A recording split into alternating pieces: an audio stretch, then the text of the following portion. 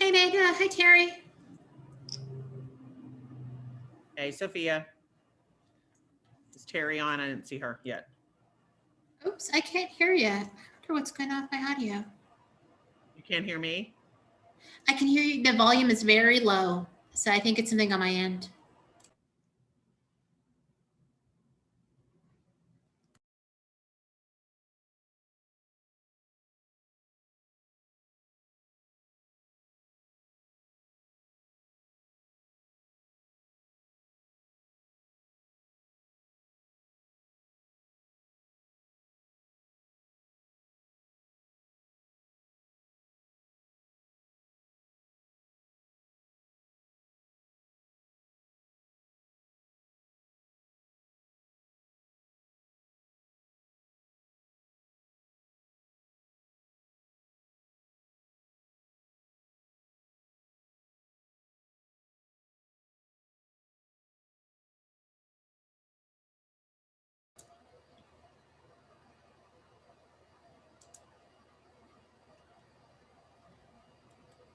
Amanda, can you say something real quick?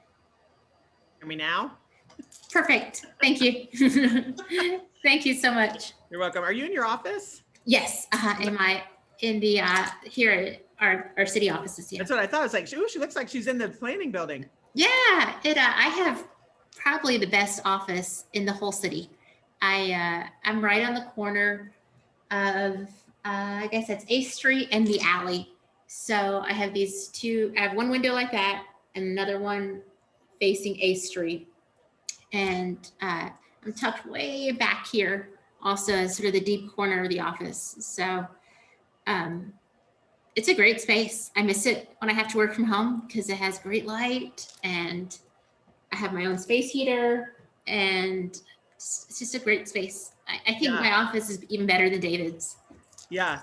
Yeah. No, I love y'all's building. It's such a great building. Mm-hmm. Now, I do have to say, you need to come visit my office sometime on the second floor of the Cullen building. Yes. Which I also have huge windows and a space heater under my desk. When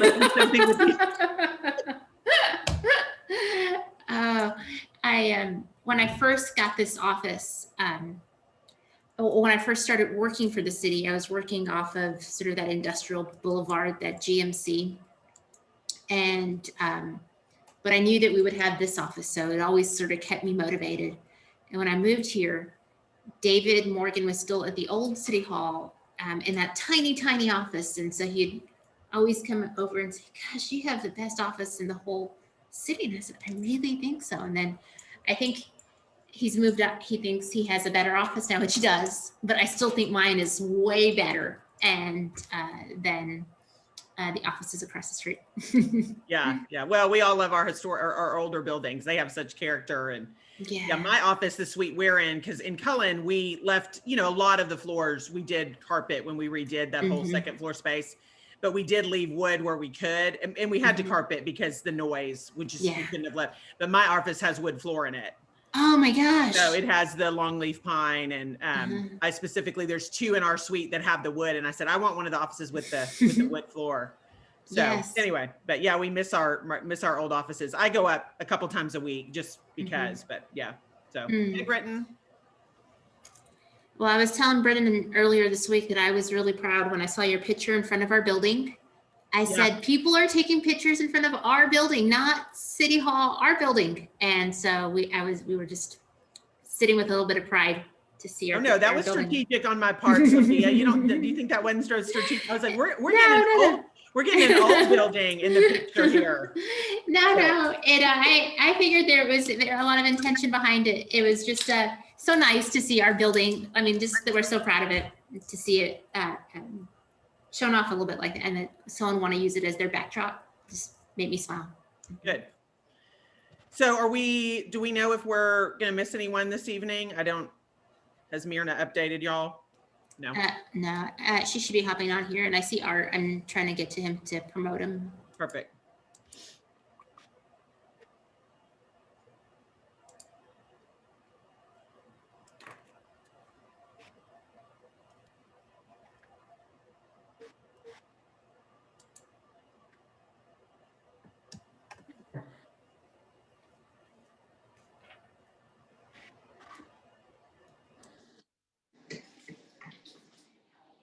So it's apparent that you did promote me. I'm not quite sure to what, but here I am.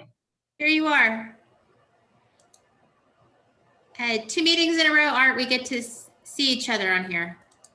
And let me tell you, This is just a bunch of creep. I think that it's a pleasure.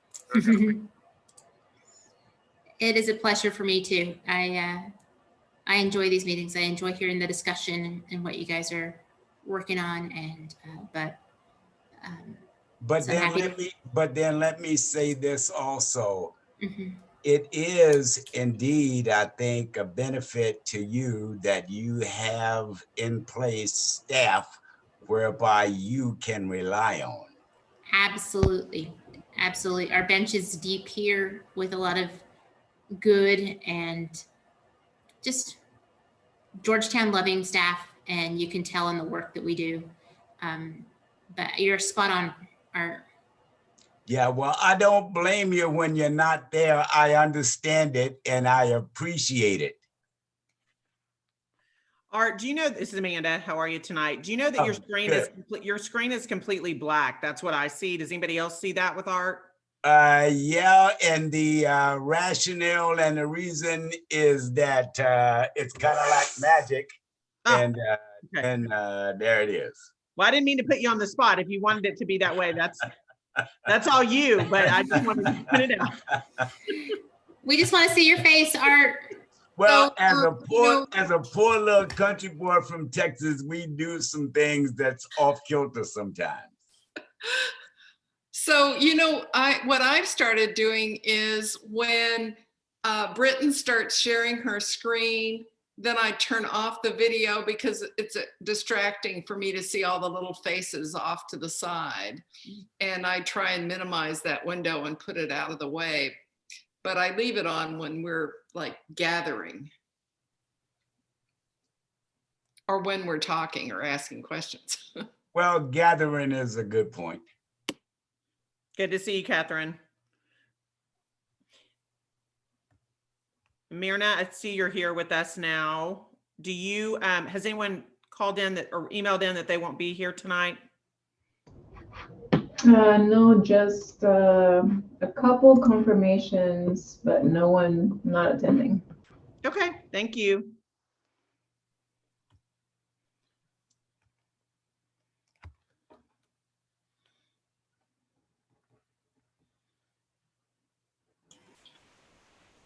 How is everybody? Hey, Steve, good to see you. Merry Christmas. Ah. It's almost Valentine's Day. Come on, Steve. That's right. Well, just wait till you get your roses. I'm waiting. And my birthday's 2 days before as well. So just FYI. So as is Britton, and Britton's is 1 day before. I'm going to tell on her. So we're expecting a lot of stuff from y'all. So you're going to be 21 on your birthday, huh? That's exactly right. Fantastic. I think Britton's going to be like 18. She's going to be able to vote. I'm almost old enough to drive. Britta and I have a teammate who tells us every year that she's turning 24, and 24 was a good year for her. And so we sort of get a good laugh out of that. Well, Britton, when I was young, you could drive when you were 14. So you can take off a few years. Where did you live? In El Paso. I had a car when I was 14 and I drove because, it's 40 miles to anywhere from El Paso inside the city. And it's 2 days to get anywhere else in Texas. Yeah. Well, that's interesting because I grew up in Dallas, but you had to be 16. Now you could get a learner's permit, a year or two ahead, I think. Well, in El Paso, maybe there was too many people that had trucks or farms or something, but you could be 14. Yeah, that's neato. I thought it was great to have a car when I was 14. What kind of car did you have? My father bought me a used Ford Falcon. Ooh, what color? It was what we would call turquoise. It would look like a piece of Indian turquoise jewelry if you looked at it today. I don't think that is anybody's color palette at the moment for cars. I'm not trying to get your age, but what year did you get your driver's license? Well, I have no problem telling you my age. I don't remember what year I got my license, but I'm 71. Oh, congratulations. Well, Hey, I'm still the Shirley. oldest one here, I guess.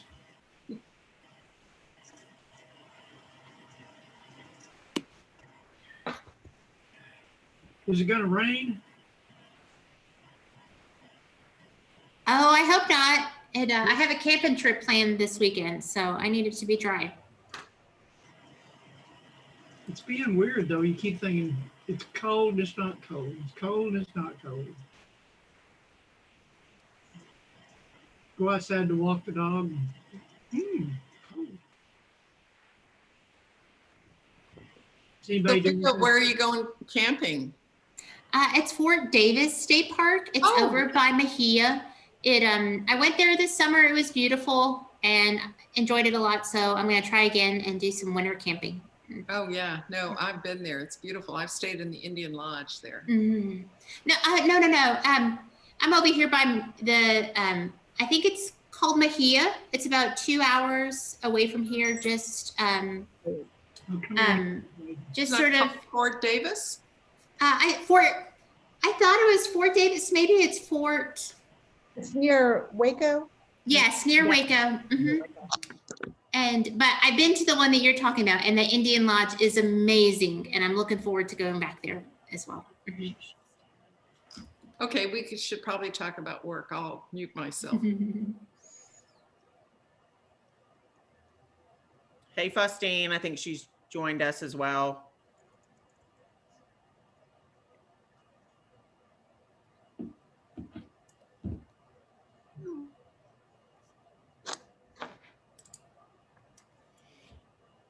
Okay, so from what I see, it looks like we have all the commissioners present this evening.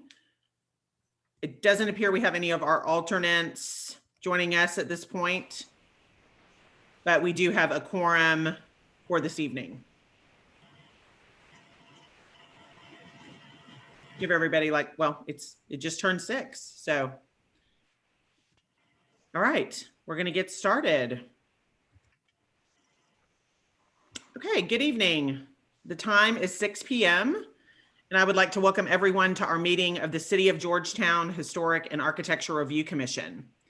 The Historic and Architectural Review Commission, appointed by the Mayor and City Council, is responsible for hearing and taking final action on applications for certificates of appropriateness based upon the City Council adopted Downtown and Old Town design guidelines and the Unified Development Code. This virtual meeting format is different from the regular meetings at City Hall, but we will still follow a similar meeting format. We will consider the cases scheduled for this meeting individually as follows. Staff will make a presentation of the case, and then I will give the commissioners an opportunity to ask questions to staff. After the staff presentation, the applicant or their representative will have up to 10 minutes to present or provide comments on their project if they choose, followed by questions from the commissioners. Once staff and the applicant have addressed questions from the commissioners, we will open the meeting for the public hearing. If you would like to provide comments on the agenda item, please wait until I open the public hearing. When I open the public hearing, I will ask if anyone would like to speak, and if you would please unmute yourself and state your name. Once we have the name of everyone who would like to speak, I will call the names in order. When your name is called, you will have up to 3 minutes. A speaker may allot their time to another speaker for a maximum of 6 minutes. If you wish to allot your time to another speaker, please indicate so when I open the public hearing. Please remember that all comments and questions must be addressed to the commission, and please be patient while we organize the speakers during the public hearing portion. You also have the opportunity to provide comments through the Q&A section of the meeting located on the right-hand side of your screen. Please provide your full name and address for the record, and your comment will be read by staff. After everyone who has asked to speak has spoken, I will close the public hearing and provide a few minutes of rebuttal time to the applicant if they so choose. Following this set of questions, I will ask the commissioners for a motion and a second, followed by deliberation and any additional questions to staff or to the applicant. Then I will call for a vote on the motion. If the applicant or a member of the public has questions or concerns following a vote on an agenda item, please communicate those to the recording secretary outside of this meeting so that staff can follow up with you. You can provide your contact information through the Q&A section and request follow-up. You can call the planning department at 512-930-3575, or you can email historic@georgetown.org. I would like to remind everyone to please state your name before you make any comments. That includes staff, commissioners, applicants, and members of the public who speak during the public comment portion of the meeting. If you are a member of the public, please also provide your address. The first agenda item is, okay, so we have item D, which is consideration and possible action to approve the minutes from the January 14th, 2021 regular meeting of the Historic and Architecture Review Commission. Do we have any edits or comments on the minutes? Okay. Madam Chairman, I move for approval. This is Steve. Thank you, Steve. We have a motion to approve the minutes as written. Do I have a second? Catherine Morales, I'll second. Thank you. Motion to approve the minutes as written and second. I'll call for a vote. Amanda Parr, approve. Commissioner Curry, Approve. Commissioner Hyde, Approve. Commissioner Browner, Yes. Commissioner Nunn, Approve. Commissioner Johnston, Aye. and Commissioner Morales. Approve. All right, thank you. That motion carries.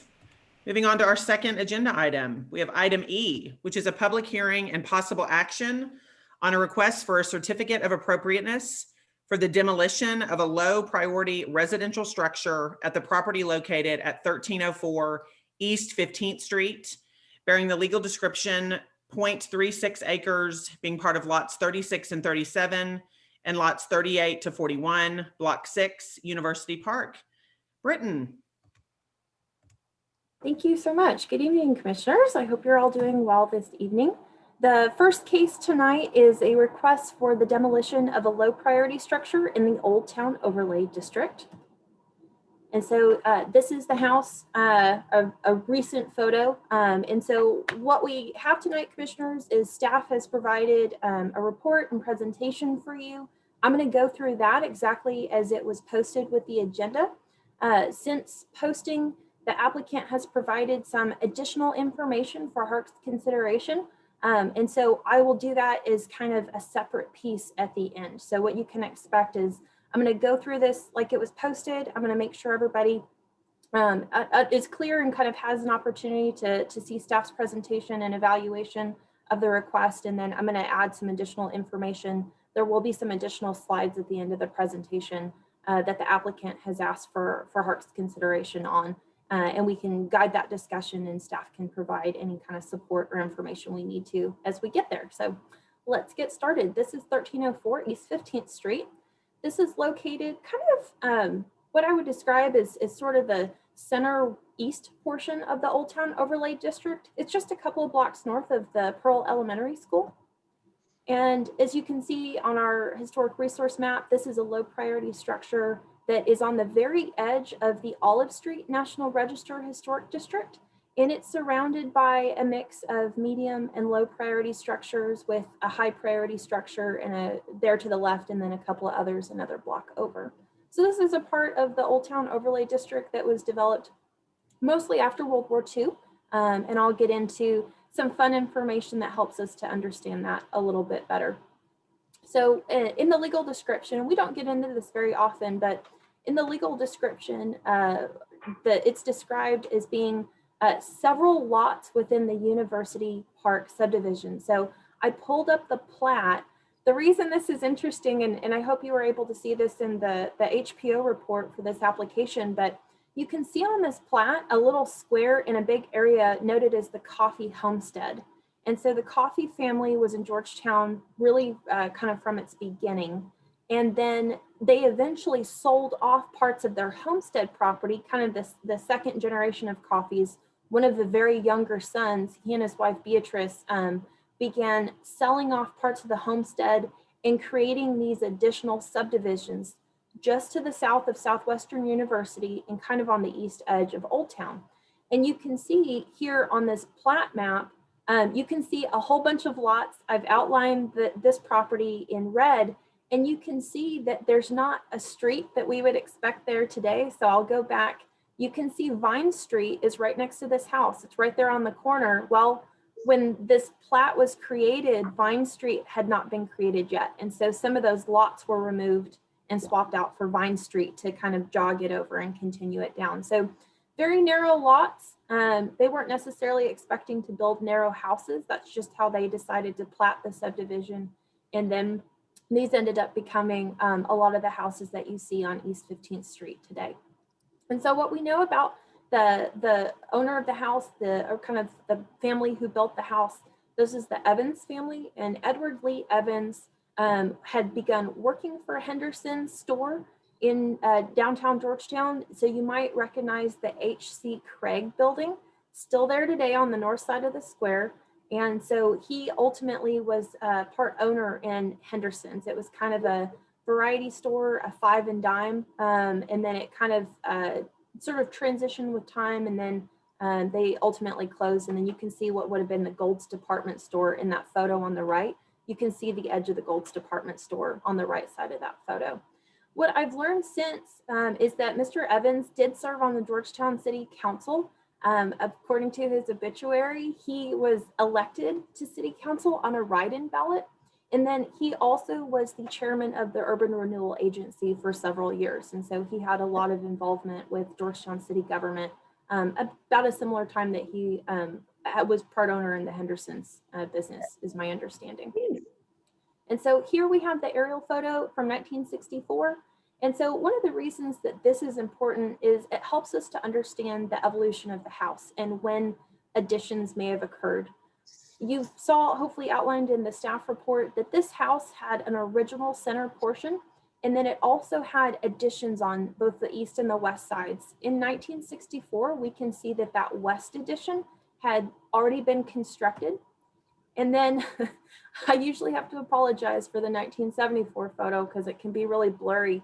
Funny enough, that single photo is more clear in some places and more blurry in others, but it's hard to see. But what I was able to tell is that east addition was constructed by 1974. So we know that the house, the way that we see it today, had all of the additions, all of the footprint there, at least by 1974. So that's been almost 50 years now that's been there. So the applicant provided photos of the exterior of the house, showing some of the changes. So for one, the windows have been replaced, it looks like. We would probably expect the original windows to be wood, and they're no longer wood. These are vinyl windows that we're seeing. And then also there's some cosmetic issues with the house. So you can see where the skirting, or what Mark Moore, one of our assistant building official, calls the underpinning. You can see that separating away. That's due to some movement in the soils. But we do have the wood siding on the house. You can kind of see a joint there where an addition was made. So it's kind of a mix. We do have, this is the back of the original center portion. So that's still intact. And then we've also got the front porch. You can see it's got some cosmetic issues, but it's also got some movement because this is pretty soft soil and can absorb a lot of water. That makes things shift, and that can be a little rough on foundations. So that's what we're seeing here. But this is a house that is really from a transitional period in architecture. We were going from what we've called minimal traditional houses and shifting over to a ranch style house. So you begin to see these small houses with traditional features begin to extend out horizontally. And so the house combined with the additions has a ranch style appearance, but the original portion is what I would describe as minimal traditional. And so here we can see some additional photos provided by the applicant. We can see that portion that was added on by 1964. It's kind of taken, it looks like a few different forms over the years, but the house itself is pier and beam, and this addition is kind of partly on the old kind of carport slab, and then partly pier and beam. And so then the addition on the east side or on the right side is a pier and beam addition. And so just kind of going through some more of the issues with the house, some areas where the siding's deteriorated at a siding joint, some areas where the skirting or the underpinning is cracked. That's a cement product. And so if the foundation moves and shifts, if the ground moves and shifts, it can also cause cracking in cement products and cement applications because they don't have a lot of flexibility. So it's a lot of what we're seeing there. One of the things that the demolition subcommittee reviewed when they met to look at this structure is we had asked the applicant, we're trying to all stay socially distanced, and also getting under a house can be difficult. And so one of the things that Harc has looked at in the past carefully is the condition of foundation. So we asked the applicant if they would be able to provide photos of the foundation, and they absolutely did that for us. So what you're seeing is photos under the house. It's on concrete piers. These are the square piers that you see. And then kind of some close-up pictures of the wood and the joints. You can see some metal pieces on top of the concrete. Those are called shims. They help to level the foundation. I mentioned that the soil is what we call expansive, or it can take on a lot of moisture or lose moisture. So the soil expands and contracts. And you can imagine that that makes the house move a little bit too. It's a problem that we see in Old Town with quite a bit of regularity. Different parts of our historic districts are affected differently, but this is a house that has had some movement. So when you see shims, or these pieces that are kind of placed between the beam part of a pier and beam foundation and those piers, those parts that the concrete parts that go into the ground, that's to kind of help keep things level and set things level. And so you can see that's been adjusted a little bit. Continuing on through the foundation photos, staff's evaluation was, and the demolition subcommittee concurred with this, the wood foundation is really in pretty good shape. We're not seeing water deterioration. We're not seeing termite deterioration the same way that we can sometimes see in historic foundations. And the concrete piers themselves are also in pretty good shape. So in staff's evaluation, this there might need to be some maintenance on the piers. There might need to be some leveling done. But the foundation is otherwise in good shape because the wood is in good repair, and it would be requiring maintenance and some modifications or some adjustments rather than a complete replacing or a total overhaul. And so continuing to show, you'll often see some piping or plumbing or maybe some air conditioning ducts under a foundation, and that's some of what you're seeing here. But there's also not a lot of trash. Now, where we get to a little bit different situation is in that west addition. So if you're looking at the house from East 15th Street, if you're looking at the front door, this is the portion that's on the right. So what we believe to be the case is that there was a carport on the side that was enclosed and added as living space. But it looks like that living space was kind of built up off the ground in kind of a pier and beam situation.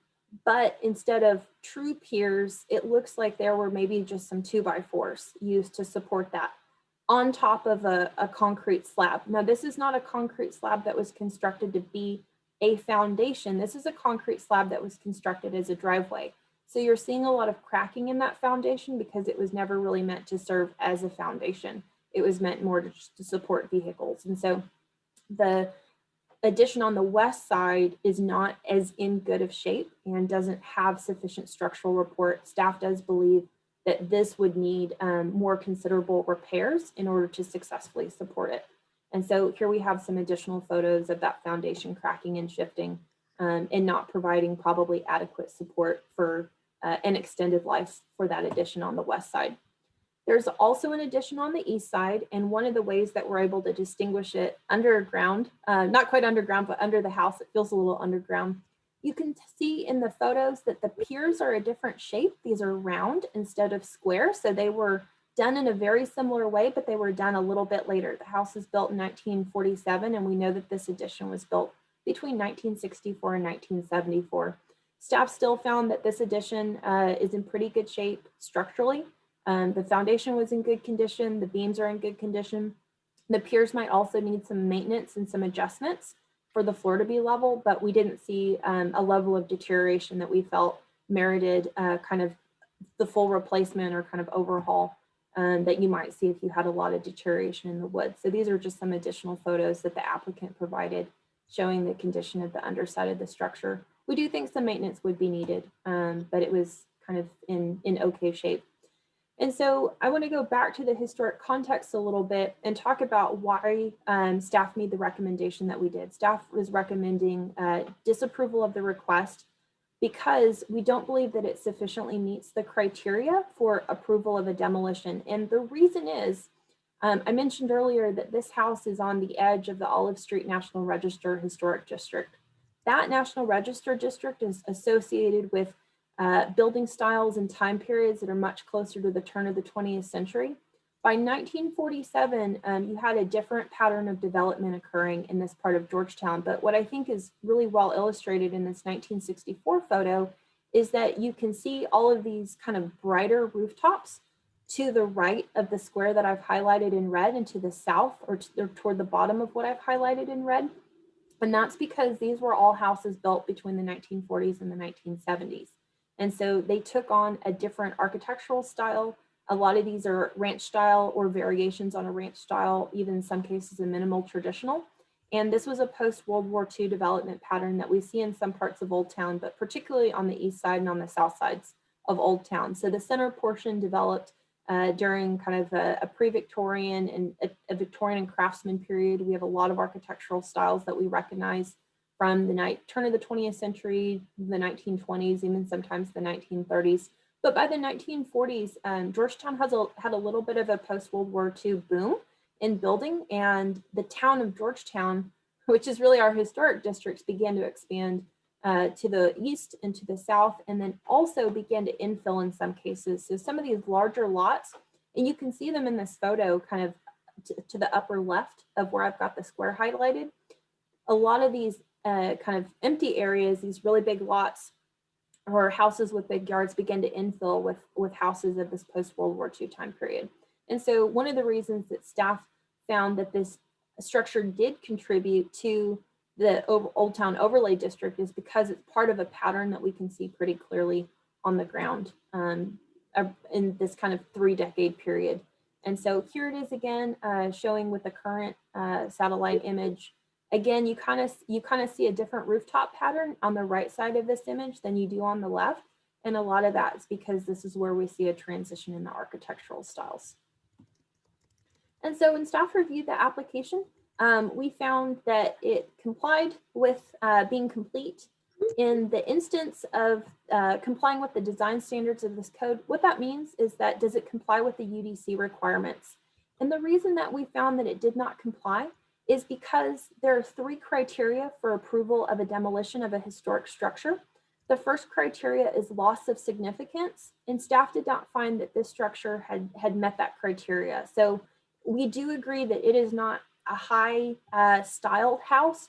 It doesn't have the decoration or the size or some of the ornamentation that makes you really have a wow factor. But we do believe it is part of a development pattern that represents a time in history of Georgetown. And we believe that it retains enough of its kind of original form and materials that it still has architectural significance for that reason. Another criteria is what is the economic burden, or kind of what is the cost of rehab? Is that so great that for financial or economic reasons, there's good reason for the house to be demolished? Staff was not provided with any information from the applicant as to what the costs might be or where things might be an economic burden. So we didn't find that it complied with that. And then the final kind of criteria for approval is a public purpose. And so oftentimes that's reserved for projects that the city might be undertaking or other similar projects where we see a clear public need, and staff was not able to identify any of those for this. And so where we say does not comply with criteria 2, it's because staff was not able to find that it met any of those 3 criteria sufficiently. Compliance with the Secretary of the Interior standards, that was also a does not comply. And the reason for that is because the Secretary of the Interior standards, of course, does not prefer demolitions when there's an ability to identify a structure as historic. So we felt that it did not comply there. Compliance with our downtown and old town design guidelines. So the guidance there is that if a structure needs to be demolished, it should be as a last resort. Staff does believe that there are other options for this structure beyond demolition, and we believe that those could still be explored before a demolition would be clearly needed. And then the 5th criteria is also it does not comply because demolishing the structure would not kind of preserve the historic, cultural, or architectural integrity of the site. because we do believe the structure still contributes to that integrity and has some integrity there. On a couple of things does not apply. It's not a new building or addition. It's not a sign proposed, but we do think on a partially complies for the overall character. Partially complies is because we do think that this structure contributes to the character of the Old Town Overlay District, particularly this kind of neighborhood that developed post-World War II. But we do think it's important to acknowledge this is not a particularly kind of high style in and of itself. There is a reason that it was categorized as a low priority historic structure over a medium or high priority. It has had the windows replaced. There is some repair needed, but we do believe that it contains enough of that integrity still, and that the structure is sufficiently sound that it could be continuing its contributions to the historic character of the Old Town Overlay District. So those are the reasons for staff's evaluation. And then just to go back to that specific demo approval criteria, on criteria 1, the applicant has provided information that the building or structure is no longer historically, culturally, or architecturally significant, or is no longer contributing. We said partially complies because we do think that, again, this is not a particularly high style or a stellar example of a minimal traditional architectural structure or a ranch style structure. The additions don't really add to the character overall. And so we found that that partially complies, but we don't believe that the structure has undergone significant irreversible changes, which have caused it to lose its historic significance. And we don't believe that the applicant demonstrated that any changes were not caused either directly or indirectly by the owner. And so one of the reasons for that is records show that the owner has had this property since 2012. And so in that almost 10-year time period, we believe that there could be opportunity to provide maintenance for the structure or explore other options to retain the structure. And so on the final criteria, demolition or relocation of the building or structure will not cause significant adverse effect. We said partially complies. This would not be as significant an adverse effect if it were demoed as, say, like a really high, highly kept up Victorian house that maybe sits very prominently within the Old Town overlay. And so we understand that this is not a prime example of architecture, but we do think that it has contributing characteristics. So all of that, 2 signs were posted on the property, 33 letters were mailed. When we posted the agenda, staff had not received any comments. Since then, in this past week, we have received 1 comment in favor of the demolition and 1 comment opposed to the demolition. So that's kind of a split there. And so kind of to wrap up staff's recommendation, staff is recommending disapproval of the request for demolition. Now, I want to make sure that I'm able to sufficiently capture why we're recommending disapproval completely and not approval with conditions or another option. The applicant was previously approved for demolition of the 2 additions on this structure. So that happened last year in October. The applicant came before Harc with a request to demolish the whole structure, and Harc's decision was approval of demolition of the 2 additions, but not the main center portion. So the applicant has that permission and that approval already, and they have a certificate of appropriateness letter stating that they have the ability to do that. To my knowledge, the applicant has not completed a demolition permit, and so there have been no demolition permits issued for this project. So staff's recommendation of disapproval without any conditions is based on the applicant already having an approval for those 2 additions.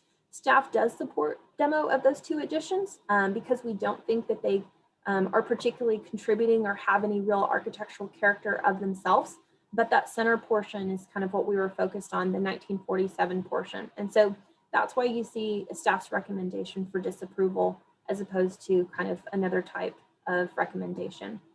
I have additional information that the applicant has asked me to present to the commission, but I do want to go ahead and pause, Madam Chair, and just check in and see, do we have any questions that the commissioners would like to ask now? And can I go ahead and proceed? If not, can I go ahead and proceed with the rest of the presentation? Okay, thank you, Britton. Does anyone have any questions that they would like to ask now before we move on to this additional information?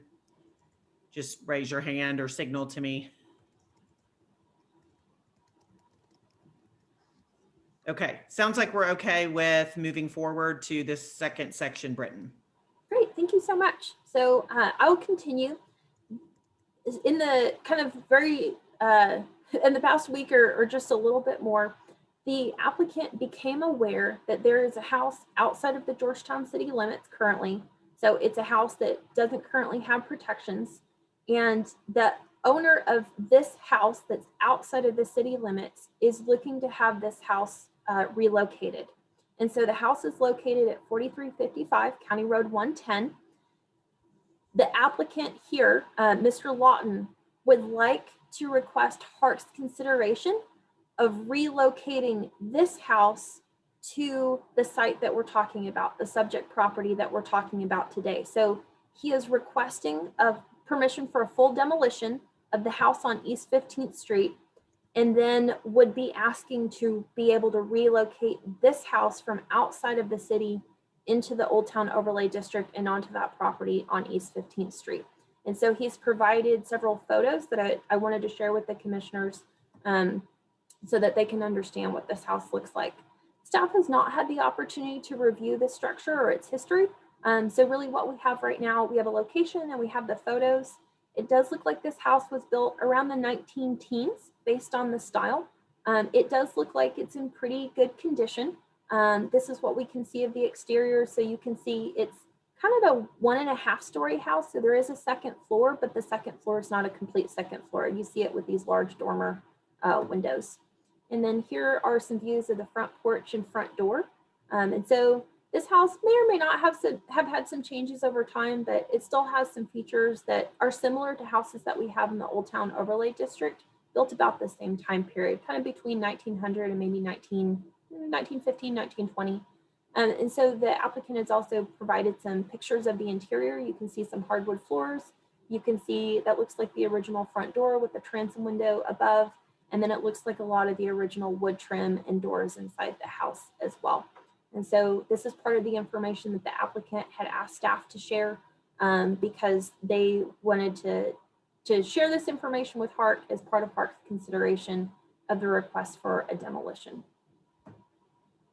And so as I conclude the staff presentation, just a reminder, we've got 4 options as you move forward with a motion. To approve is presented by the applicant, to deny is presented by the applicant, to approve with conditions. And if y'all do have conditions, staff would just ask that those be clear in the motion so that we can record them accurately. And then if the commissioners find a need to postpone, please let staff know what kind of information you might need for us to bring back to you when we bring the application back. And so that concludes my presentation. I'm looking forward to any questions the commissioners might have. Okay, thank you, Britton. Commissioners, what questions or comments do we have right now before we, I also would ask Britton, is the applicant here? Is there applicant or owners here and have any additional information they'd like to provide?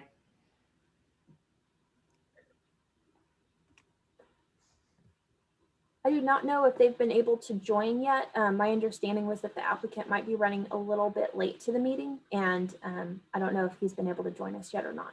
Britton, John Lawton is present. Yes, I am here. Can you hear me? Hi, John. Welcome. Would you like to, is there anything you'd like to add for this evening right now? At this time, Britton was basically saying, a couple of weeks ago, I found out about this house. I actually had the homeowners go out and look at the house. And it is a 1914, absolutely gorgeous. Everything seems to be original. First floor, second floor is, makeshift, in with new dormers and all that, but basically the whole first floor is to era, and I would really think that that would actually be something that could be an enhancement to that area. Thank you, John. Appreciate that, those comments. You'll just hang with us, right? So that if we have any other questions, we can direct. Okay, John, I can't hear you. Are you? Yes, ma'am. Okay, Good. Just want to make sure you were still there with us. Okay. I'm here. Just hang tight as we go through questions and comments. Appreciate you. Okay, commissioners, what questions or comments do we have for staff or the applicant right now? Catherine Morales, I have a question for Britton. Go ahead, Catherine. How would this house relate to the styles that were common in that area where the current house for demolition is slated? Because just to let you know my thinking, if you don't know the answer to that, this seems like all of a sudden there needs to be more evaluation. I would agree with that. And so what I'm able to see is this house, and then Mr. Lawton just confirmed this house was built around 1914. And so this is something that would be like what we would probably see in the Olive Street district. So if I were to kind of draw a comparison, draw might be too strong a word. If I were to sketch a comparison, you might say that this house is more like structures that we would see in Old Town to the west of the subject property. So if the subject property is on East 15th Street, and then if you went a little bit west of that, this house would be closer to that time period, I think. Now, what I haven't had the opportunity to do yet, and so I just want to be clear that staff hasn't done this evaluation. What I haven't had the opportunity yet is to kind of look at that more closely. And I don't have dimensions for this house. So looking at how it would fit on the lot, I'm not able to provide that information yet. I do think that that's something that we could explore. If the commissioners wanted to explore that, if they wanted to seek that information, that's something that we would be able to come back to you and provide, but probably wouldn't be able to give a really accurate picture in this meeting today.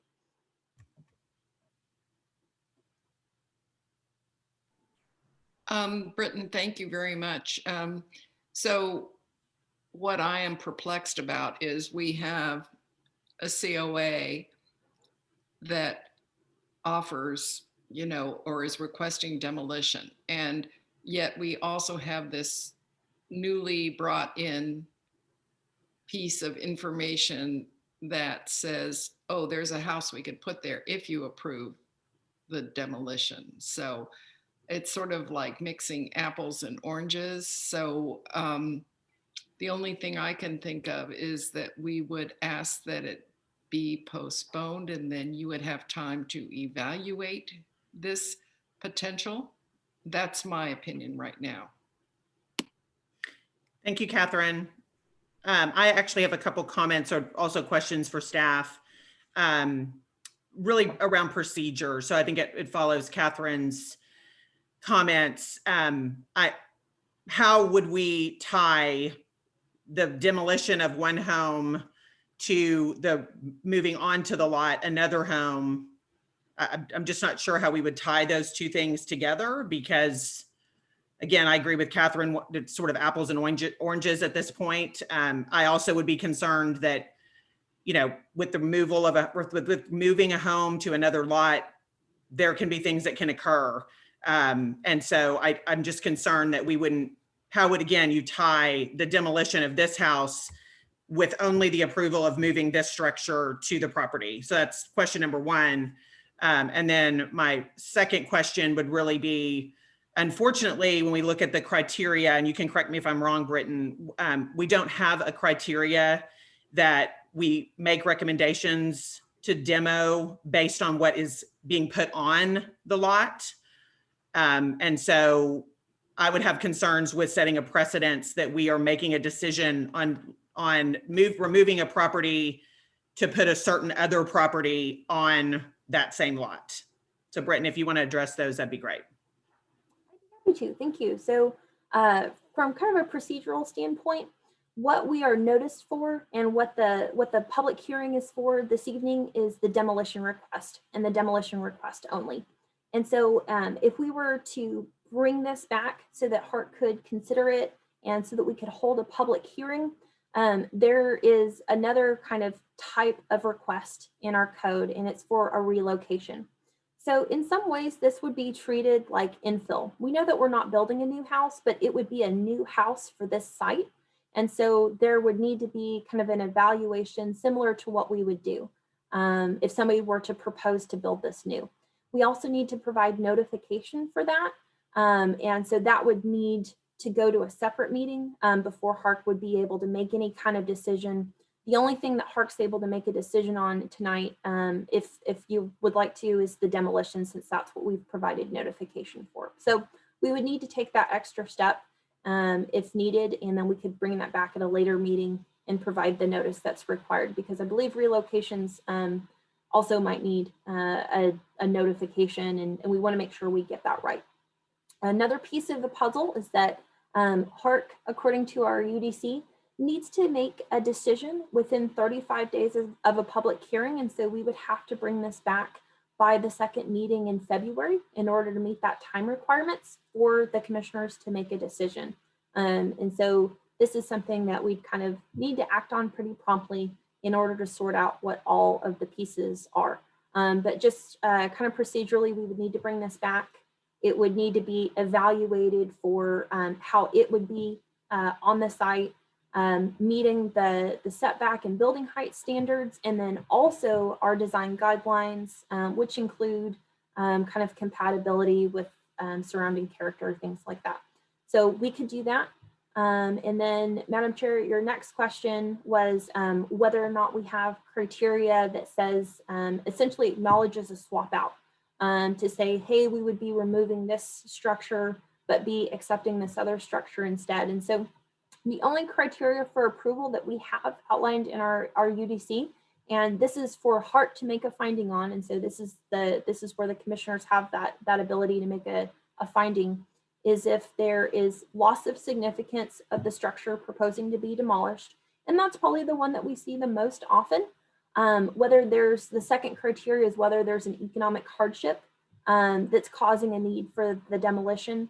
And so that was where staff wasn't provided with information that helps us to support that would be a reason. And then the third is a public purpose. And so in order to evaluate whether this would provide a public purpose, we would have to come back to you, because like I said, I haven't evaluated this structure and its opportunity to come to this site. I've just have these photos and am able to share with you that the applicant had kind of put this in motion. So there was a question too of how would we kind of tie these two things together.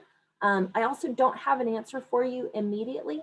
I would probably need to do a little bit of checking on procedurally how that could occur. So if Harc wanted to make a condition on the approval, then I would probably need to come back and kind of outline what that could look like to make sure that that were to happen successfully for the commissioners.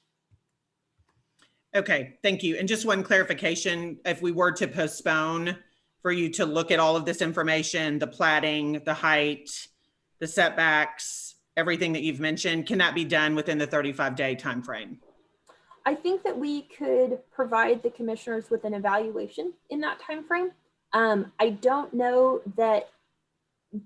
So one of the things that I highlighted earlier in the presentation is that the subject property, the one that's on 15th Street today, I know we've got a photo of the house outside of the city limits, but the one that we're considering today, that property has several lots. And so in order to build a new house on it, those lots would need to be combined, and there's a separate application process for that.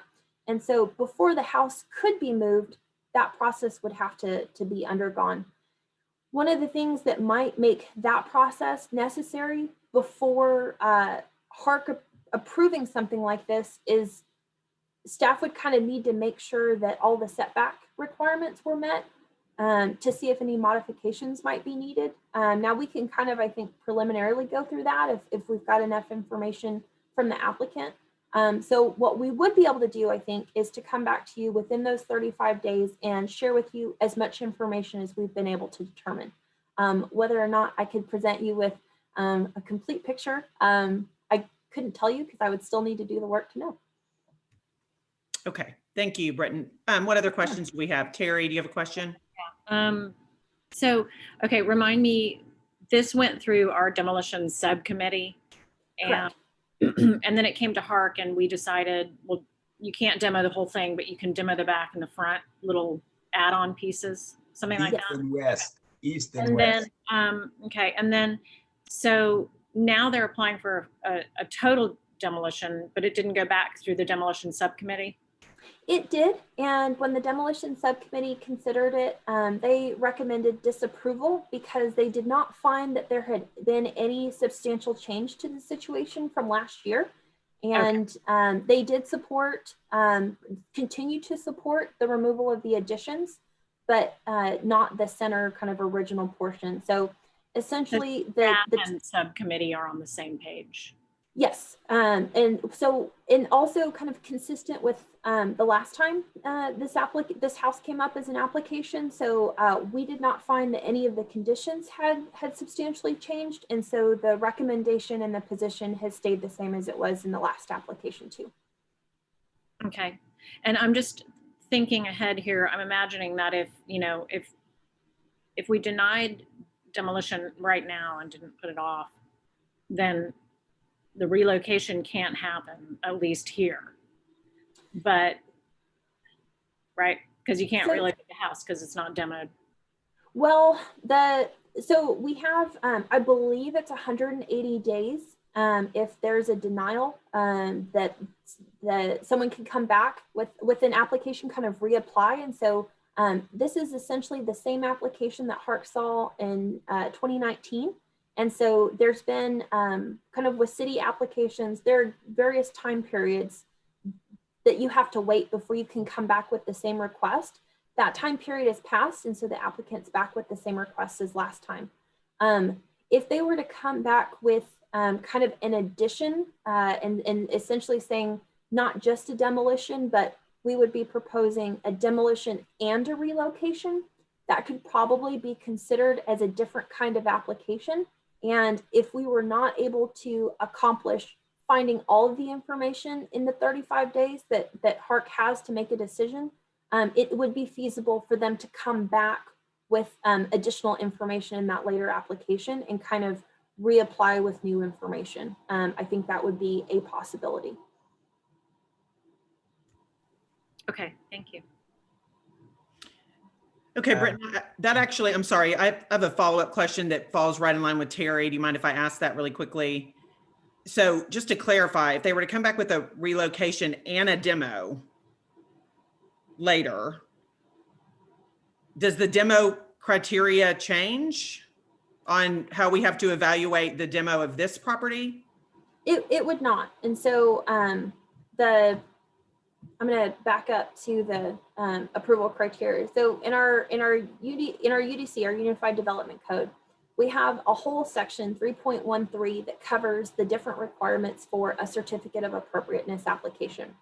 And by the time you get all the way down to 030.f.2.a.iv, it basically covers, section F is covering, here are specific criteria that council has set for Harc to use when evaluating different things. So Harc has specific approval criteria for setback modifications, specific approval criteria for building height modifications, and then specific criteria for demolition. So when staff reviewed the demolition criteria, basically here's where it is. And so it's saying that the structure proposed to be demolished is no longer historically, culturally, or architecturally significant or contributing, that the building has undergone significant and irreversible changes, which caused kind of a loss of that significance, that the changes that have occurred to the building weren't caused by the owner due to neglect or kind of intentional destruction, and that the demolition or relocation of the building or structure would not cause significant adverse effect on the historic overlay district or the city's historic resources. So the criteria would not change. Now, what is up to the commission and where the commissioner's decision lies is in whether the commission finds that it meets any of those criteria. So staff has provided our evaluation. We found that it didn't sufficiently comply with the approval criteria for a demolition. Harc, however, is making a finding that results in a decision, whereas staff is just making that recommendation. Okay, thank you for that clarification. What other questions or comments do we have before I see if we have anybody from the public who'd like to speak.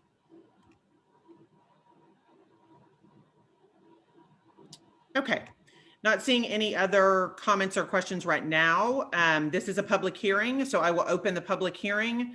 Do we have anyone signed up or in our chat that would like to speak on this item, staff?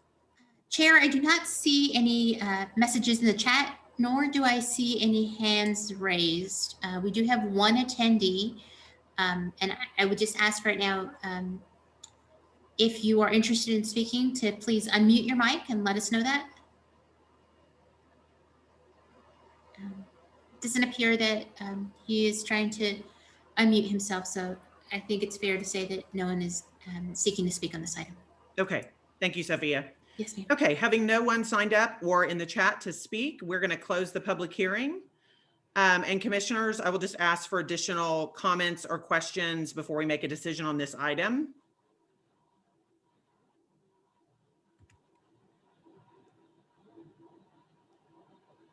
Okay. Not hearing anyone else. I do have one other question, and I know that John, you're on the line, and I really appreciate your bringing this what looked like a lovely home to the. Yes. Oh. I'm sorry to interrupt. I couldn't get my microphone to work. Go ahead, Steve. I have a question. Why are you opposed to the demolition? Are you asking me that specifically? No, ma'am. Britton, the staff. Why the staff is opposed to the demolition?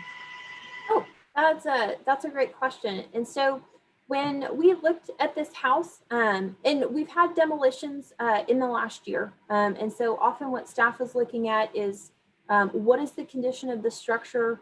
What does it represent in Georgetown's history? What are the known associations with it? And then what would it take for this structure to be able to continue its life? And in some cases, what we've seen, especially in this last year, is that the structure would require so much material replacement, or it's already had so much material replacement that effectively the structure itself would be lost in the process. There wouldn't be a lot of historic material left. And so it's effectively kind of lost its significance and its historic fabric. Doesn't lose its part in our story, but doesn't have a lot left that helps us to understand its historic significance by the time a project would be complete. In this case, and partly because this case does have some history, so when this was brought before Harc in 2019, in October of that year, so almost a year and a half ago, the applicant was approved for demolition of the site additions and kind of had an option to explore different ways to keep that center portion. Those options could have included some additions. They could have included like finding other ways to either shift the house on the site to accommodate additional construction, or there were some other kind of options available to the applicant. The demolition permit wasn't completed, and staff had asked for some information about why that wasn't pursued, or why that might not have been feasible, why the structure wasn't kind of moved on the site, or other steps taken, or if they weren't taken, what were kind of some of the thoughts, why wasn't that able to be successful, and how could we kind of better understand what that process was. And so we don't have that information. So I haven't been able to see that there's anything substantially different from what Harc approved last time. And so staff's finding was, because we didn't have any information that showed us that there was anything different from last time, we believe and through our evaluation kind of found that Harc's original decision is something that the staff upholds and doesn't see a reason to change. So we still think that this structure presents enough structural integrity that there are other options besides demo, and we just didn't have any information that helped us to understand whether or not those had been pursued, or if they weren't pursued, why that wasn't have been feasible. And so when we look at recommendations for demolition, we're really trying to consider what is going to be the end result and what kind of fabric would remain of this structure. Or in some cases, can we find that the structure didn't really have any historic significance to begin with? So we do believe that there is some historic significance there. We believe that there's sufficient material and fabric left. to identify it as a historic structure. And we do believe that the applicant has other options besides just a demolition that could be pursued, or at least if those weren't available, that could have been communicated during this process. And so those are the reasons why. It's Catherine Morales. I'd like to ask Britton another question. It seems there is a choice here between denying it or postponing.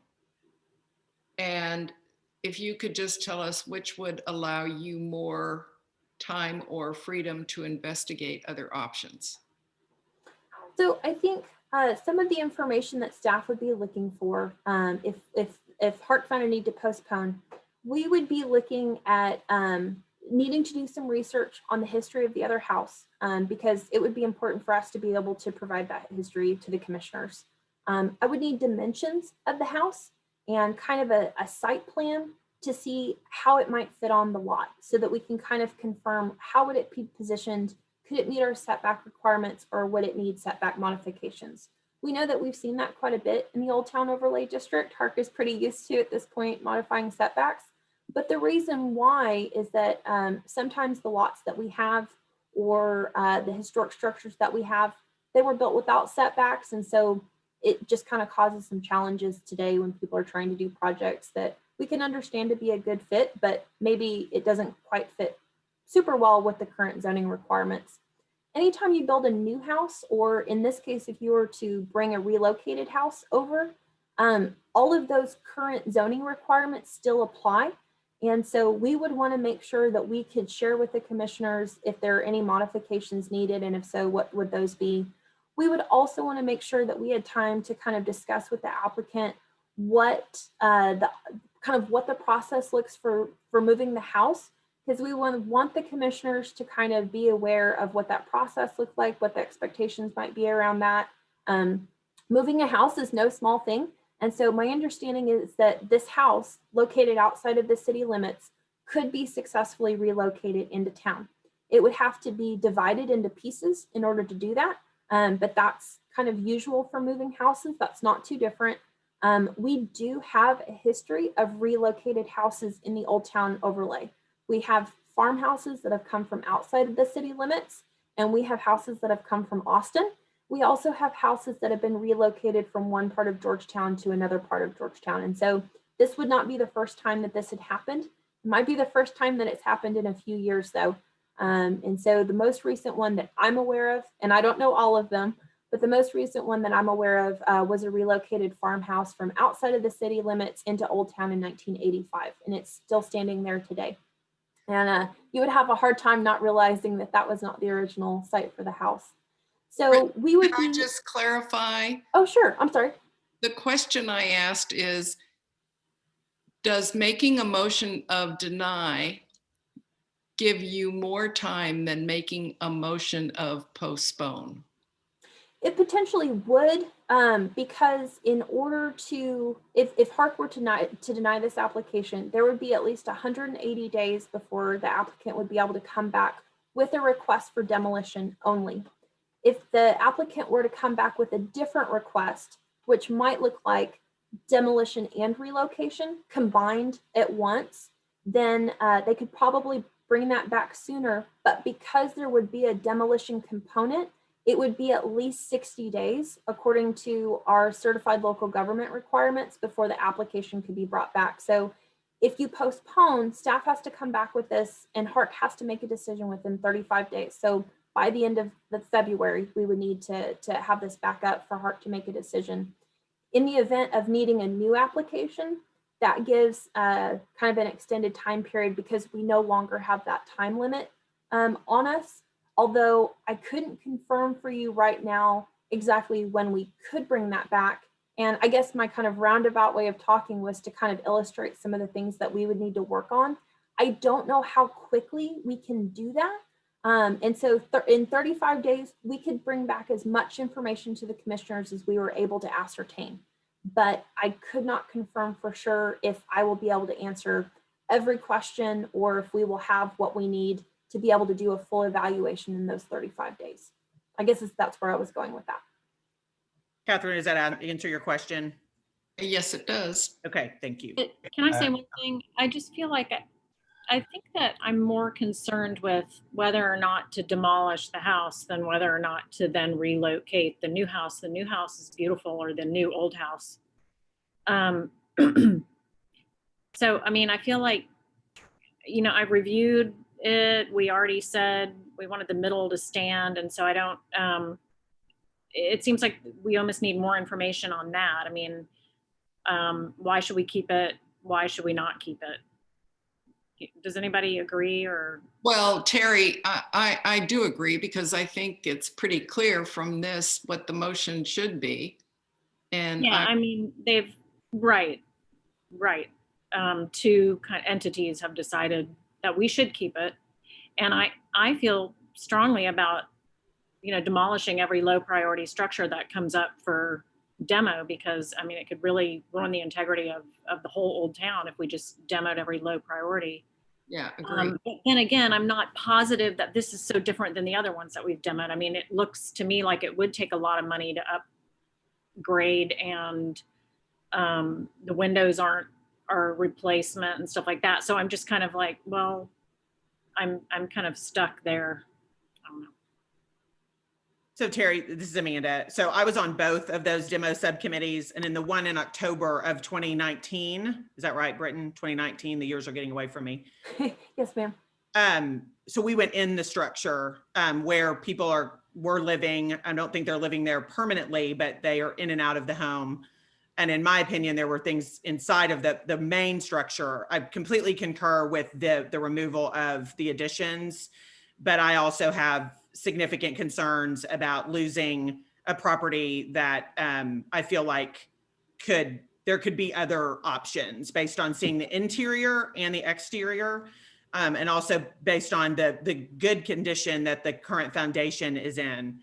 But the other comment that I want to make, and I was going to make that earlier, is that John, you know, mainly for John as well, that I don't think that house is lovely. And I think that there are, you know, that's a beautiful house, and I hope that it can be restored back to its grander time. But my concern is really, we don't, in the past on the demo subcommittee, we don't make decisions on when to lose an asset based on what's going to go on the lot. And I would be very concerned that we start making decisions about a demo based on what is going to go on the lot, because I think the perception of value of whether one property is more valuable than another property based on low, high, medium priority or architectural style is a not good precedence to start to set. You know, when we make a decision about a demo, it's about the demo. It's not about what may or may not go on that property. And so for me, that's really where the biggest concern lies. So anyone else have comments or questions? And I don't know, John, if you want to address any of that. Amanda? Yes. If I could get a word in. Yes. Or is that Art first? It is Art Browner. Go ahead. And the question would be, while I fully understand and acknowledge the fact that it is incumbent upon us to give the applicants every avenue that is available, the one question that I would have is that we as a commission,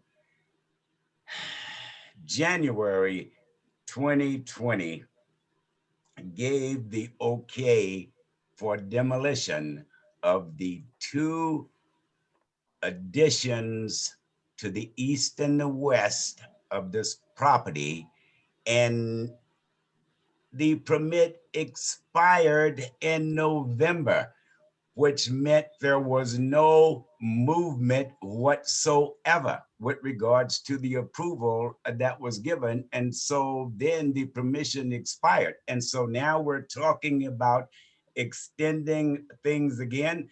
And I also would like to call to fruition the fact that you, Amanda, and I'm saying it in relative terms because we considered you and Romero as our subject matter experts, you said that the rationale for not demoing the main structure is because of its architectural value to the overlay district.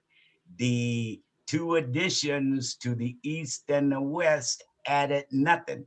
So my thoughts are, if they would have taken advantage of that and demoed the additions and then came back with a replacement for the additions to that architecturally coincided with the main structure, that I thought would have been the way to go. So now if we're talking about moving out another 180 days when they had 9 months to complete what we approved and they didn't, I think that we need to give consideration as to why the original decisions were made. Thank you, Art. May I speak? Yes, John, go ahead. Okay. First and foremost, I just came into this picture just months ago, so I have no idea what was brought in, so on and so forth. As far as the structure goes, yes, there is a sound joist system. There is beautiful hardwood floors. But as far as the structure goes, I don't see anything significant about it. The roof is totally disgusting and needs to be redone. When you start talking about demoing both sides of this structure, then you're talking about rebuilding something that is non-existent. You don't have sidewalls like it used to originally. So the only originality is going to be the front. The back is not original either because that's all screened in area, which is also going to have to be demoed to really do something with. So I don't understand about the significance of this, except for what you're saying. It's the era that it's built in, but you're still talking about having to rebuild a whole structure. And what you're telling me is to rebuild a structure that's in the same era.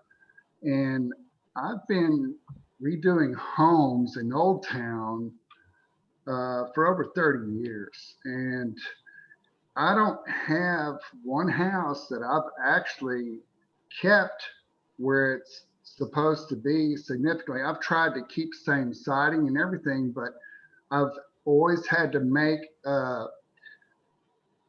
basically an offset, or I've had to change siding, or I've had to do something so that there was significance on originality. So if I were to redo any of this house, you're talking, I can't go with the same material that's on it. I've got to use something different. So something's going to have to change on it.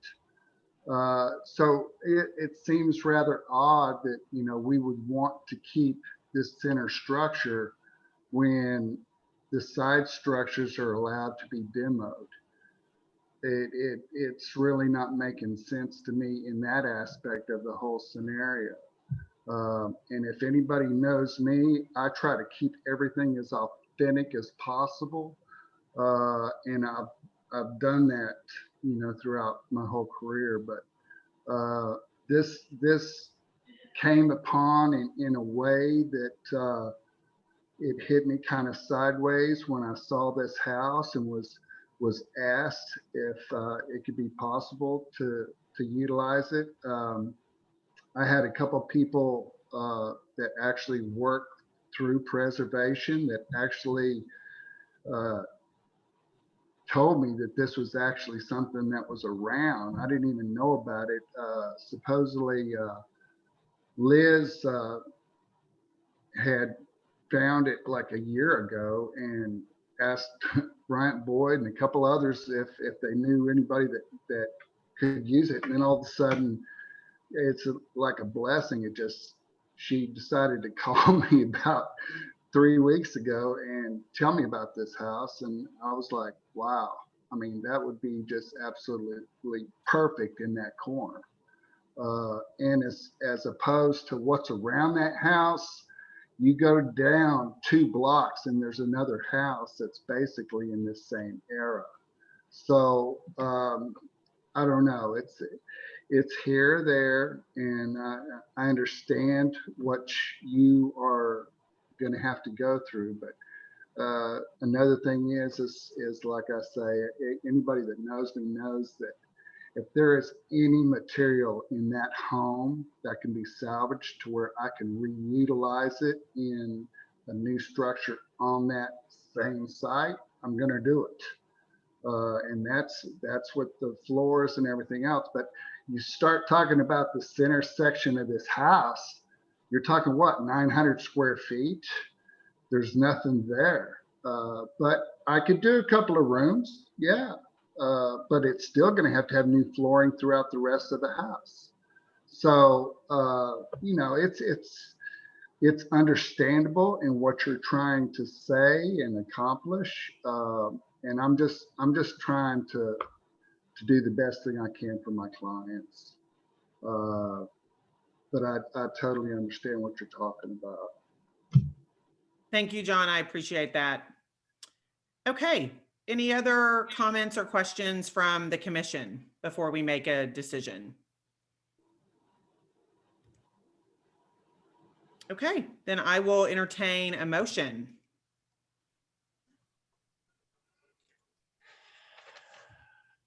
This is Art, and I will move for denial of approval of the demolition based on the fact that the demolition of the 2 additions were granted 9, 10, 12 months ago, and nothing was done with it. And so then now we're thinking in terms of that the structure or its condition and other viable options for the rehabilitation of the alterations of the original historic structures have not been shown to have been pursued and or considered. It does not conform to the UDC with regards to demolition. 2 of the things that we are to always consider is that we should not have demolition by neglect. That's my motion. Thank you, Art. Do I have a second? Yes, Catherine Morales will second. Okay, so we have a motion by Commissioner Browner to deny approval of this request and a second by Commissioner Morales. I'll take a vote. Commissioner Parr, agree. Commissioner Curry? Agree. Commissioner Hyde? Agree. Commissioner Browner? Agree. Commissioner Nunn? You're muted, Carolee. Sorry, I disagree. Commissioner Johnston? Vote no. And Commissioner Morales? Agree. So that motion carries 5-2. Thank you very much. Britton, if you'll move me to the next.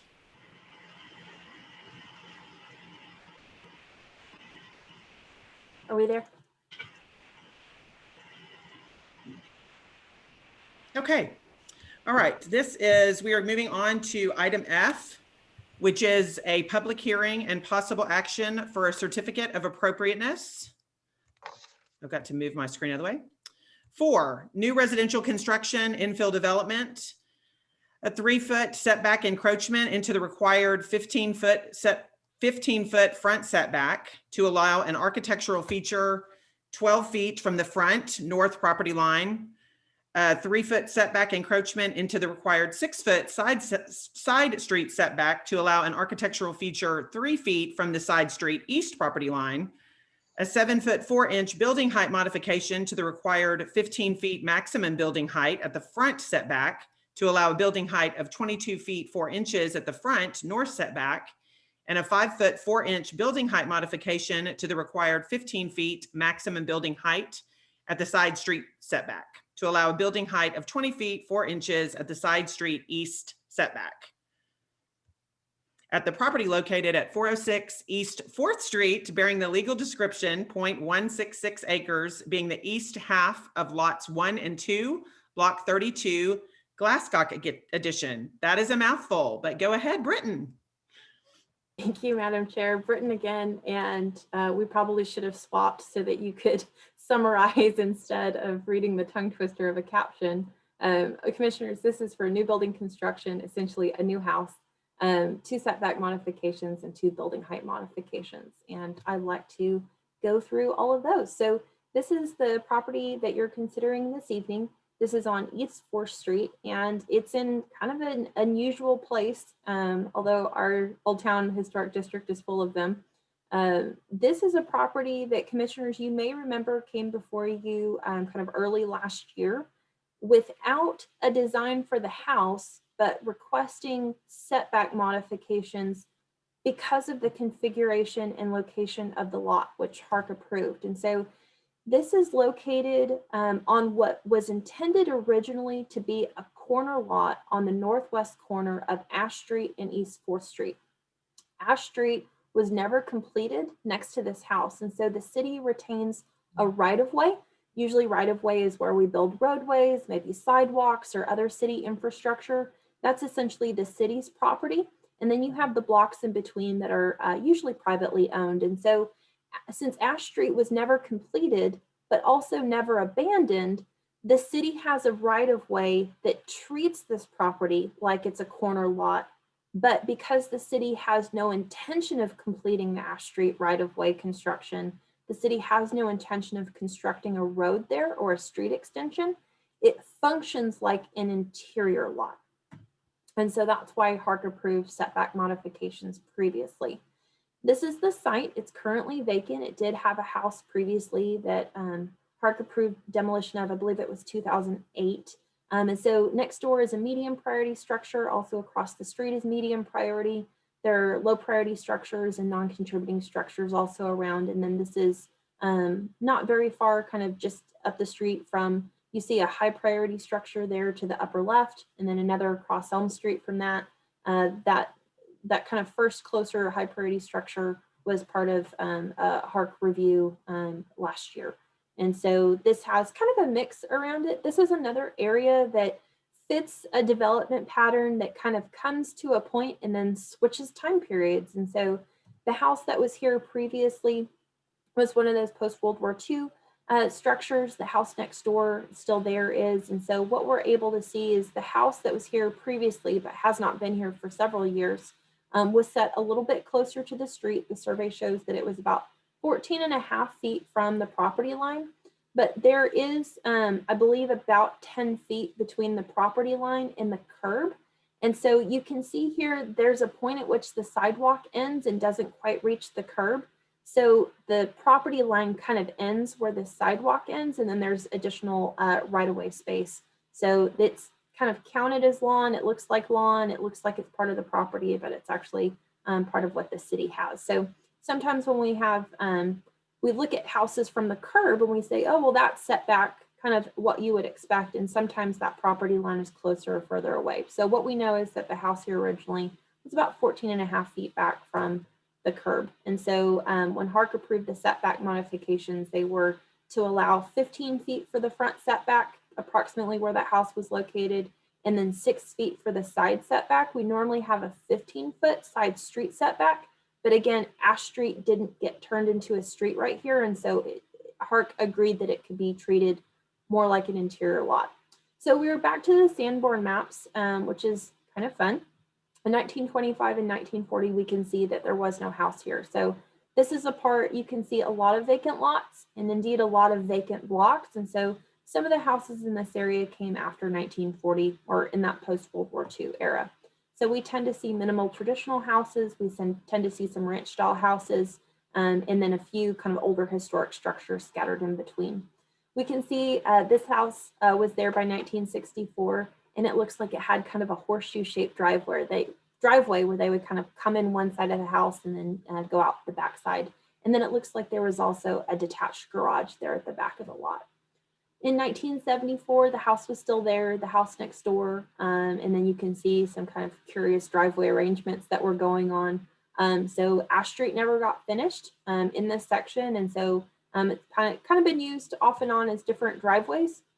The applicant has gone through kind of a long process of applications before coming before you, and so one of the reasons, I want to make sure this makes sense, one of the reasons that the applicant is requesting a setback for a feature related to the garage structure, the garage portion of the structure, is that they have approval from the city council for a license to encroach.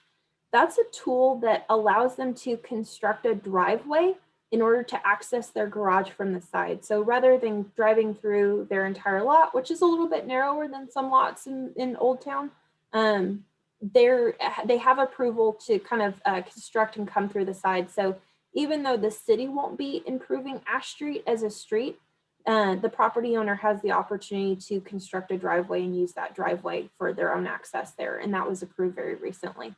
And so here is the site layout. You can see kind of how things are proposed. They still plan to use kind of that front kind of area for a little drive to park vehicles, but then the garage is toward the back where it would have not very much street view. So as we go to the elevations, this is a house that has a lot of traditional elements and it has a lot of architectural design to it. So there's a lot of trim around the windows. There's porch railings, there's exposed rafter tails.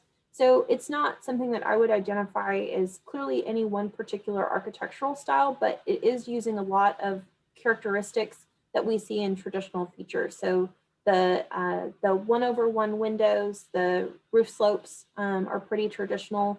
The use of some dormer features, and then also the transoms over the doors are something that we would see in kind of older architectural styles, and then which are used here to kind of blend in with the surroundings, or at least kind of give that nod to traditional building styles in the Old Town Overlay District. So here we have the front elevation on the left and then the back elevation on the right of this slide.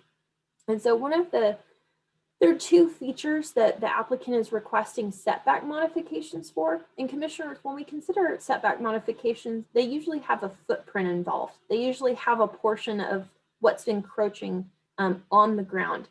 In this case, the applicant is proposing to construct the house in exactly the setbacks that Harc has previously approved and said this would we find that it meets the criteria for approval. So the setback modifications that the applicant is asking for with the design of their house are one for a bay window on, so if you look at this front elevation, on the right side of that elevation, you see stacked kind of double windows, 2 windows up top, 2 windows below. That below portion, it's a little hard to see in the elevation because elevations are kind of flat, but that's actually a bay window feature that protrudes from the house.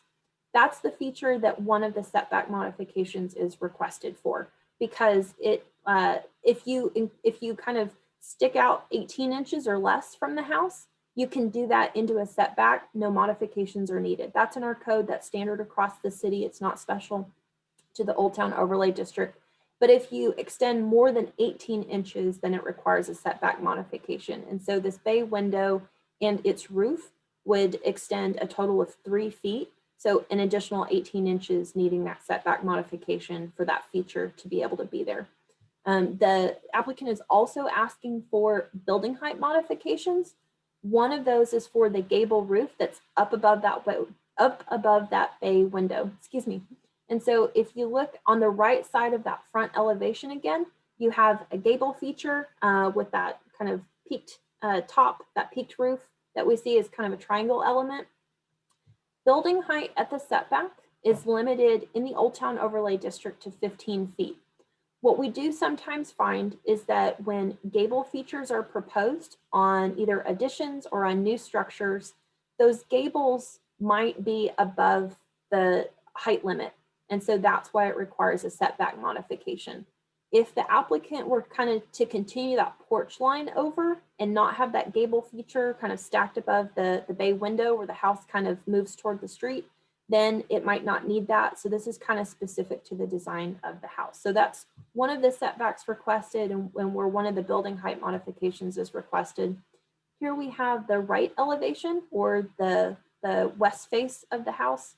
And you can again see some of those traditional architectural features in the doors, in the transom over the doors, in the style of the windows, in the exposed rafter tails. And then this is house is proposed. A lot of time we see new houses on slab on grade elevations. This house is proposed to be elevated. I believe it's a pier and beam. So it would kind of sit up. You would need to go up steps to get through the front door, kind of similar to what we see in more traditional houses and older homes. And so there is an attached garage, and this garage is where we have the other setback modification and other building height modification requested. The garage is proposed to have an awning over the garage door. So if you look at the image on the right where it says front elevation, that is the elevation of the garage that you would see if you were on the Ash Street right-of-way, or what will essentially become the applicant's driveway that they have the license to encroach for. So this will be set back from East 4th Street. There won't be it's not really it gets treated like a street facade, but it's not really a street facade because there's no street there. So this is what's kind of unusual about it. But the awning over the garage is proposed to be 3 feet deep. If it were 18 inches deep, it wouldn't need the setback modification, but because it extends more than 18 inches into the setback, it requires approval of a setback modification. So it's not for the garage structure itself, it's just for that awning to encroach. And then similar to the front of the house, this has a gable roof style. And so that tends to bring, on those gables, that can bring the height up above the 15-foot limit. You could do a different roof style that maybe wouldn't need that building height modification, but we've seen this a few times in the last year on the gable ends. And so that's what the building height modification is requested for. So the overall height is kind of 25 feet. It looks like there at the ridge. But when we evaluate roof height, we're looking at the average of the eave height and the ridge height. And so kind of that middle line between the eave and the ridge is what we consider the building height. So that's why it's not the same as the very tippy top of the roof. And then here are the rear elevations for the garage portion. So if I go back to, and I will go back to the site plan. So it's all one structure. It's not a detached garage. It's connected via a breezeway, which we've also kind of seen before, usually for later additions. And then that's how the applicant's proposing to construct it. So if you were looking down the east side of the house, this is what you would see. And then that garage structure kind of further to the left. And then as we go forward to the front elevation and then the rear elevation, and then here's the west side or the right elevation of the house and what that would look like. And then you would have the back of the garage to the right of what we're looking at now. So here's the right elevation of the garage, or what you would see from the house. And then the front elevation, what you would see from the Ash Street right of way. And then the rear elevation of the garage, which won't be very visible. And then the left elevation is what the neighbors to the south would potentially be able to see kind of through or over the fence. So the proposed materials are a fiber cement smooth lap siding. And so kind of just a simple lap siding, a standing seam galvanized roof, and then Fibrix windows. So they're not a vinyl window, they're kind of a composite window, single hung 1/1 window. So kind of a simple traditional style.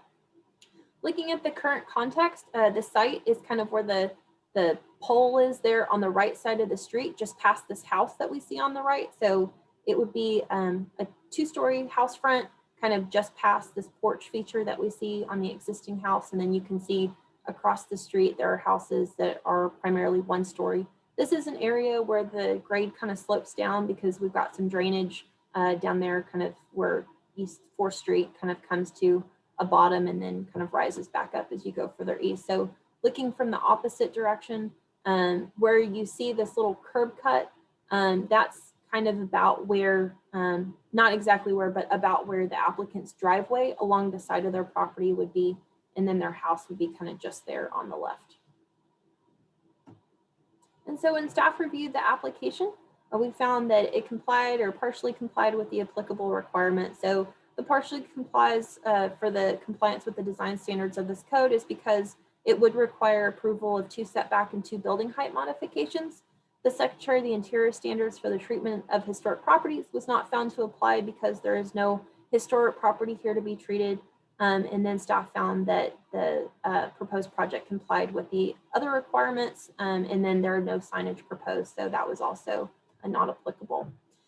Harc does have a special approval criteria for setbacks, and so when staff reviewed those approval criteria, we found that it partially complied, or in some cases were not applicable. So whether the proposed setback encroachment is solely a matter of convenience, staff found that it partially was a matter of convenience, but because the architectural features are not necessary, but they are kind of part of the characteristics of the house that are proposed, and that does kind of provide consistency with structures in the Old Town Overlay District. And so whether there is adequate room on the site to allow the proposed addition or new structure without encroaching into the setback. This was a little tricky because these are architectural features that are encroaching and not a footprint or kind of like the building foundation itself. And so the structure could be adjusted to not require those encroachments, but staff didn't know that that would necessarily kind of, the benefit of that would necessarily kind of outweigh the effort in order to make those adjustments. And so going to the second slide, staff found that the proposed project either complied with the approval criteria for a setback modification, or in a couple of cases did not apply. There's no addition proposed, and then also no trees or other site significant features are proposed to be protected. And so we also have a separate set of criteria for approval of a building height modification.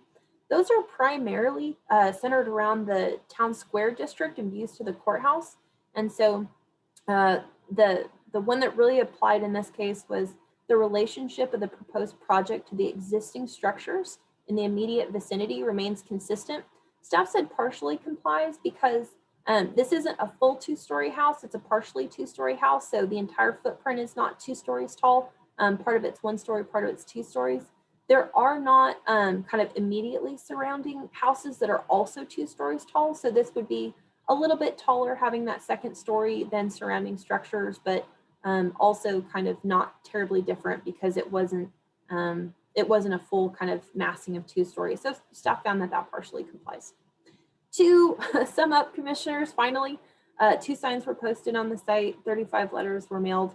Staff has not received any written comments, but I did receive a call yesterday with some questions and concerns, and the concerns that were expressed to me were concerns that this would be a 2-story structure compared to mostly 1-story structures surrounding it. And then also that the house would be proposed to be kind of close to the street.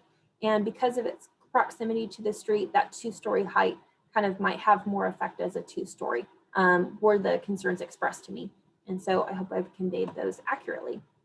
When staff reviewed the application and all of the approval criteria, our recommendation was approval of the request for the new residential construction and also the setback modifications and building height modifications. And one of the things that we saw as kind of a trade-off in these setback encroachments was that the architectural features are proposed to encroach into the setback, but those architectural features help add to the character of the structure, and which had a lot of kind of design features that we don't always see in infill construction. And so because this was kind of a very compatible style and a good example of new infill construction kind of matching with the Old Town Overlay District, we felt that that was a good trade-off. And then for the building height modifications, because those were specifically for gable features, which help kind of to enhance the character of a structure, we felt that that was also sufficiently complying with the criteria that we are recommending approval. And so as usual, commissioners, you have your options for a motion. That concludes my presentation, and I'm glad to answer questions. I believe the applicant is also in our meeting, and I think we might have someone who wishes to offer public comment just to give the chair that information. Thank you, Britton. The applicant, are you here with us? Is there anything you'd like to say at this point? No, but thank you, Britton, for summarizing everything. If you guys have any questions for me, I'm here. Thank you, Mary, and thanks for hanging in with us through this meeting. Appreciate it. Okay, commissioners, what questions or comments do we have for either staff or the applicant?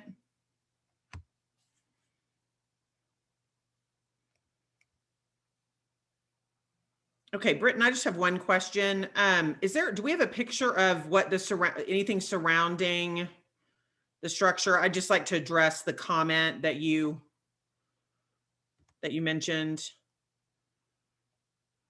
Okay. I apologize. I was trying to find my unmute button. So I'm going to go back to one of my earlier slides for this. It'll just take a second to go. So here I've got the current context, and I know that doesn't give us a whole lot of information kind of from the street view, but what I can relate is that most of the structures on the right side of this map image or this aerial view image are single-story structures. You can kind of see that a little bit by the kind of limited shadow distances. Now the height of those structures, especially to the right or to the east of this property, are kind of lower too. So smaller houses, shorter rooftops, and so something that doesn't really approach two-story. That changes just a little bit as you go to the west or go to the left side of this photo. Then we begin to have, it's also close to the structure. It's primarily one-story structures, but we begin to have a few structures that have second floor additions.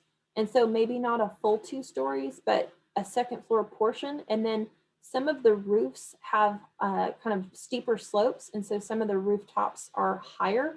In relation to some of the rooftops on the left of this aerial photo are higher than the structures on the right. So we've been looking at a lot of transition spots, and so this site is kind of a transition spot too, in kind of the character and the height of some of the structures in Old Town. And then if I can, I'll go back to the street view that I provided, and I apologize if this is not sufficient, but what I was trying to capture here was looking from the street. You can see the street slopes down, so that would kind of lower the height of the house compared to the structure on the right.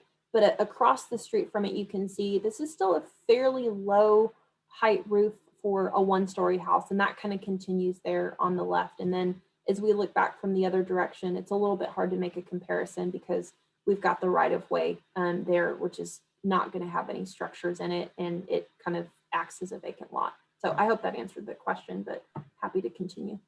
Okay, thank you.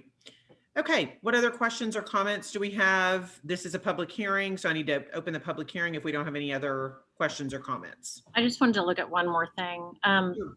Britton, can you bring up like the layout of the house? I think you showed the plans, didn't you? Plan view. I wanted to look at how, so it's set back. I mean, that's 4th Street. That's the street you would see the facade from, and that's the street you would see the second story from, right? That's correct. Okay, and the second story starts in this plan back in almost like in the middle of the house. Let me see. So have y'all seen that I escaped out of my kind of presentation view and I'm kind of back on to Yeah, almost the behind the scenes look. Yeah. So what I'm going to do is draw a line. And so I'm going to draw a line, but then I need to make the line visible. Thank y'all for your patience as I kind of do this on the fly. So where this red line is essentially the front plane of the house, but it's not kind of a full front plane. So a couple of different pieces I want to show. Where the line is now, that's the portion of the house that has the gable feature that's 2 stories tall, and that's the part that would require a building height modification. Okay. But there is, the house kind of has a little bit of a jog to it in 3 dimensions. And so that's the first part, but then it has this other part that's set back. In between those two is this front porch. So then if I kind of click down to this front elevation, what you can see in kind of that box, oh, I'm almost there. So what you can see in this box is the part that would be the furthest forward. And then what you can see in this box that I just created and I'm moving forward, this is kind of that second plane. So it's essentially kind of set back a few feet from this two-story part that's the furthest forward. It's still 2 stories and it has this dormer feature, but there's not, if you go back kind of to the elevation, the 2-story part is really the front of the house, or the 4th Street part of the house.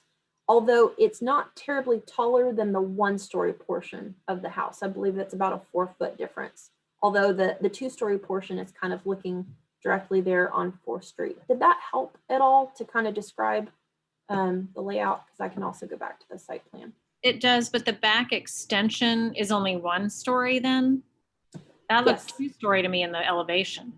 So the portion, That's the only 2-story portion is that block. I'm gonna grab my boxes to try to help. So this rear portion is, this is essentially a 1-story portion. Okay, okay. And then in the plan, that would be this part right here. Okay. Okay, so the 2-story portion is essentially the front of the house. Okay. Yes, I believe that's correct. And then when we get to, porch kind of offsets it. yes, and then when we get to the garage, that garage is kind of technically 2 stories too, although the height is not really tall for a 2-story, if that makes sense. So it's kind of a little bit more snug, but that's 2-story portion as well. So looking at the side of the house, it is taller because it's kind of got that pier and beam set up. So it sits about 3 feet off the ground before you get to the porch floor. And so that's part of what's adding to the height. And you tend to get that in kind of these traditional looking houses. We see that a lot in kind of the Victorians that are pier and beam. Okay, thank you. Of course. Okay, Mary, did you want to add anything to that? I saw you were going to say something and then. I wish the floor plan was on there, but there's a bedroom over the living room and then a bedroom over the kitchen. So that's the 2-story part. And then Britton, can you go down to slide 51? So that was I think the best way to see the difference between the 1-story part of the roof and the 2-story part. It really is only 4 feet taller in the front. Okay, thanks. Thank you, Mary. Terry, that answered everything you needed? Yeah, it did. Okay, thanks. Anyone else have any comments or questions right now? Okay. This is a public hearing, so I'm going to open the public hearing. Sophia, do we have anyone signed up or in the chat to speak? No, ma'am, I do not see any hands raised or anybody in the chat indicating they would like to speak on this item. Okay, thank you. Not having anyone signed up to speak, we will close the public hearing. And I will ask for last comments or questions before we move forward with a motion on this item.